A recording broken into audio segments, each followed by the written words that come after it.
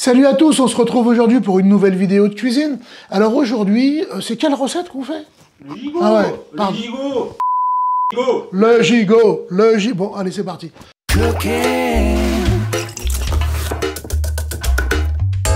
Salut à tous, on se retrouve aujourd'hui pour une nouvelle vidéo de cuisine. Alors aujourd'hui, on va faire un gigot, parce que vous l'avez noté, c'est bientôt Pâques. Alors bien sûr, cette recette, on peut la manger aussi, même si c'est pas Pâques. On va se faire un gigot de 7 heures. Pourquoi 7 heures? C'est une bonne question. Bienvenue dans ma cuisine, on regarde ça ensemble tout de suite. Voilà, tous les légumes sont prêts à être utilisés, vous voyez. J'ai coupé la tête d'ail en deux. Les bulbes de fenouil sont nettoyés et coupés en 4. Les champignons également. J'ai pris quelques tranches de butternut. J'ai coupé les navets en 4 et je les ai épluchés. Et puis la feuille de céleri est en dessous. L'échalote est entière. Et l'oignon est coupé en quartiers. On va maintenant faire un petit mélange avec les moutardes.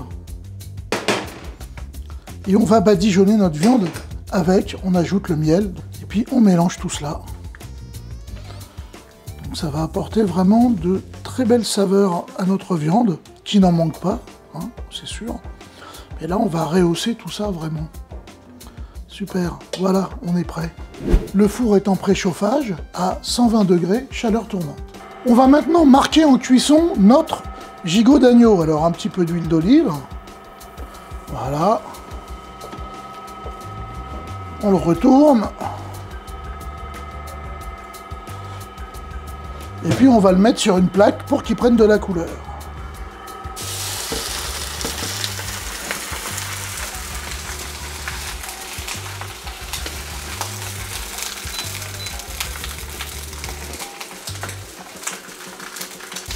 Je vais le retourner régulièrement, justement, pour qu'il prenne une belle coloration. Voilà, c'est suffisant. On ne va pas chercher à le cuire, mais juste à le marquer.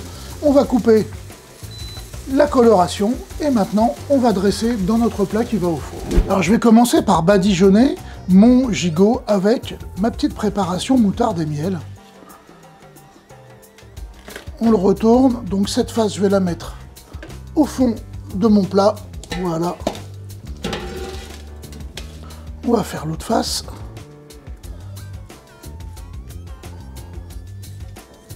Allez, on va mettre maintenant nos petits légumes. Hop. Donc on les dispose au fond. Ah là, ça va être terriblement bon ça. Regarde-moi ça si c'est pas magnifique. Si ça fait pas envie déjà ça. Pas magnifique ça? Moi, ça me fait terriblement envie, ça. Je prends mes 2 feuilles de laurier, je les casse, puis je les jette dedans. Un petit peu de poivre.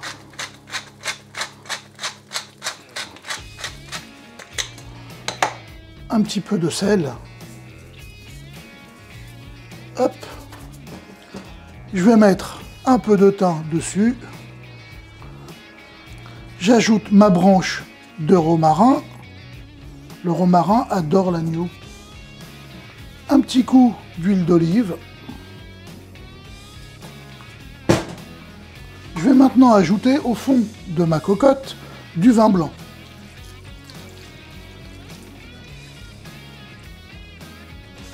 J'ajoute mon bouillon de bœuf.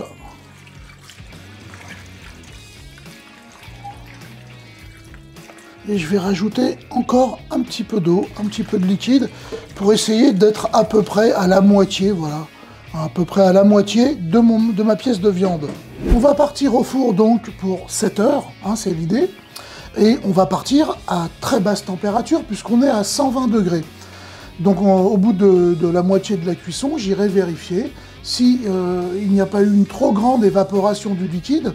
Si c'est le cas, dans ce cas-là, je rajouterai un peu de liquide, mais normalement, il n'y a pas de souci, on devrait aller au bout de la cuisson. Donc on est parti pour 7 heures de cuisson. Regarde-moi ce beau bébé! 7 heures de cuisson plus loin, on a un morceau de gigot d'agneau confit mais je vous dis que ça, regardez, la viande se détache à la fourchette, c'est juste du bonheur. J'en ai goûté un morceau, c'est tendre, c'est fondant, c'est plein de goût. Moi, je sais que je vais adorer ce plat, et je suis sûr que si vous le faites à la maison, ben vous allez vous régaler aussi, parce que finalement, qu'est-ce qu'il y a à faire? On épluche des légumes, on fait une petite marinade avec la moutarde et le miel, on le met, allez, un quart d'heure à tout casser. Ensuite, vous laissez cuire pendant 7 heures, et au final, voilà ce qu'on obtient. Un repas pour plusieurs personnes qui va être super goûteux, super bon. Donc à mon avis, il ne faut pas passer à côté, faut le faire, c'est bientôt Pâques, ça tombe très bien. Bon bah allez, je crois que tout est dit, alors pour ma part, il n'y a plus qu'à. Alors à table.